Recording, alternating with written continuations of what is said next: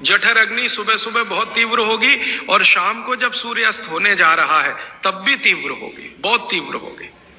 तो कहते हैं शाम का खाना सूरज के रहते रहते खा लो, सूरज डूबा तो अग्नि भी डूबी। होंगे 6:30 बजे के बाद खाना ना खाएं। सबसे बड़ी बात है, मैं आपको बता रहा हूं, इससे डायबिटीज हो या कोई भी किस्म की हाइपरटेंशन हो या कोई भी हार्ट अटैक हो, मतलब जितनी मर्जी डिजीजेस ले आओ, एक 6:30 बजे के बाद ना खाने से आप ये सारे डिजीज को दूर भगा देते हैं। जब आप लेट खाना खाते हैं आपका पूरा शरीर रेस्ट कर रहा होता है, but your stomach is not resting. नमस्कार। श्री श्री आनंद मूर्ति जी बाबा ने भोजन के बारे में बहुत सारी बातें बताई हैं हमारे स्वास्थ्य के लिए। उनमें से कुछ बातें जो है वो बहुत महत्वपूर्ण है। बाबा श्री श्री आनंद मूर्ति जी कहते हैं कि सुबह का जो भोजन होना चाहिए वो प्रिंस के समान, और दोपहर का जो भोजन होना चाहिए किंग के समान, और रात का जो भोजन होना चाहिए वो बेगर के समान। क्योंकि रात का जो भोजन होता है वो हल्का होना चाहिए बहुत। और भी बाबा ने एक जगह लिखा है कि रात में यदि खाने का इच्छा नहीं हो रहा है, खाऊं या नहीं खाऊं ऐसा लग रहा है, तो नहीं खाना ही अच्छा है, ऐसा बाबा बोलते हैं। स्वास्थ्य के लिए बाबा बोलते हैं। और बाबा अपने यौगिक चिकित्सा और द्रव्य गुण नामक जो पुस्तक है, उसे बहुत सारी बीमारियों के लिए, जो अजीर्ण है, एसिडिटी है, कैंसर है, और ये बहुत सारी बीमारियों के लिए बाबा बोलते हैं कि 7 बजे शाम तक भोजन कर लेना चाहिए। देर रात भोजन 9 बजे 10 बजे ये स्वास्थ्य के लिए किसी भी प्रकार से अच्छा नहीं है। क्योंकि भोजन सूरज के प्रकाश में ही अच्छा से पचता है। जब तक सूरज का प्रकाश है तभी तक अच्छा से पचता है। रात में भोजन को पचने में दिक्कत होता है। और इसीलिए हम देखते हैं कि जब रात में सो करके उठते हैं हम सुबह, तो सुबह में ही एसिडिटी की समस्या होती है, या अपच की समस्या होती है, अजीर्ण की समस्या होती है, गैस की समस्या सुबह में ही होती है जब रात में सो करके उठते हैं, और वो दिन भर हमको परेशान करती है। तो इसलिए रात का भोजन के बारे में बहुत सारी हम लोगों को सतर्कता बरतनी चाहिए। और देखेंगे जितने भी पशु पक्षी चिड़िया वगैरह है वो भी रात का भोजन नहीं करते हैं। वो लोग दिन में ही अपना भोजन कर लेते हैं, उसके बाद रात को भोजन नहीं करते हैं।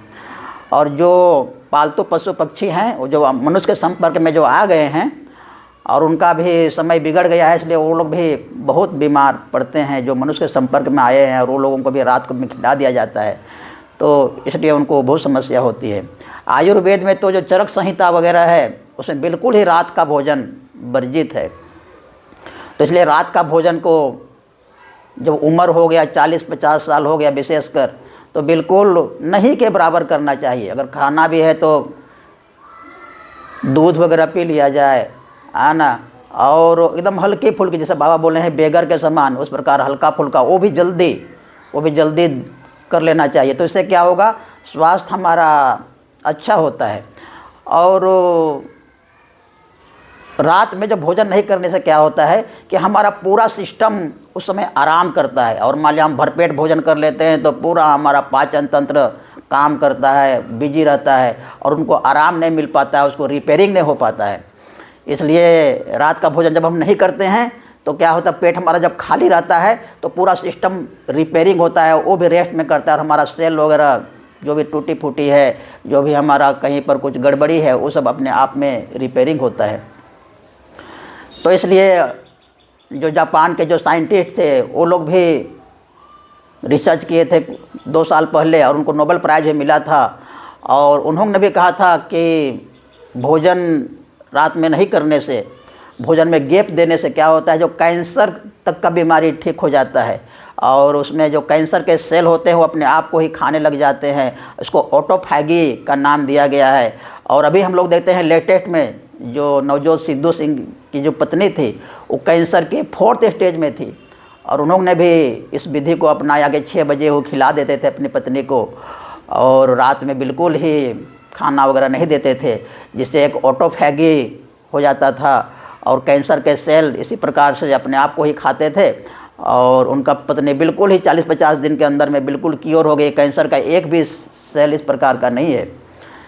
तो इसलिए हम लोगों का अपना शरीर को स्वस्थ रखना अपना ही हम लोगों का काम है। ये डॉक्टर के भरोसे और हम रफ़ एंड टफ तरीके से चलने से शरीर बीमार हो जाएगा, और शरीर बीमार हो जाने से बहुत प्रकार की परेशानी हो जाएगा। हम कोई भी पुरुषार्थ नहीं कर सकते हैं जीवन में, और जीवन में बोझ बन जाएंगे और जीवन पीड़ादायक हो जाएगी।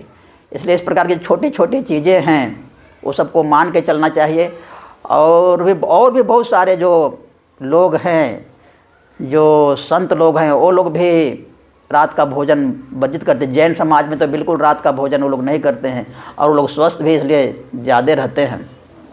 तो और भी बहुत सारे लोगों के से मंतव्य है कि रात का भोजन नहीं करने से स्वास्थ्य अच्छा रहता है और अपना जीवन को लोग सुखी से बिता रहे हैं। आप सूर्य भगवान डूब गए। सूर्य अस्त होने के बाद यदि कोई आपके सामने 56 भोग भी रख दे और सिंपल दाल चावल भी रख दे, तो आप थाली को देखकर दूर से प्रणाम करके एक छोटा सा योग करें। उस थाली को पकड़ के हल्का सा सामने की तरफ खिसका दें, भैया जी ये। और उसमें ऑटोफैगी एक प्रक्रिया है जिसमें सेल अपने ही अंदर के गार्बेज को खाने लगती है। कब? जब उसके पास कोई और चीज नहीं आ रही है खाने के लिए। तो आप इतना काम कर दें तो आपकी बॉडी खुद ही के जो गार्बेज पड़ा है उसको निपटा लेगी। तो इसलिए रात का भोजन जो है बिल्कुल ही हल्की फुल्की और वो भी जल्दी कर लेना चाहिए। तो इससे बहुत सारी बीमारी हमारे अपने आप ठीक हो जाती है, बॉडी अपने आप उसको ठीक कर लेती है। और रात को यदि हम 10 बजे पूरा भरपेट खा लेते हैं तो पूरा सब गड़बड़ हो जाता है, पूरा पेट हमारा व्यस्त रहता है और नाना प्रकार के बीमारी की संभावना रहती है।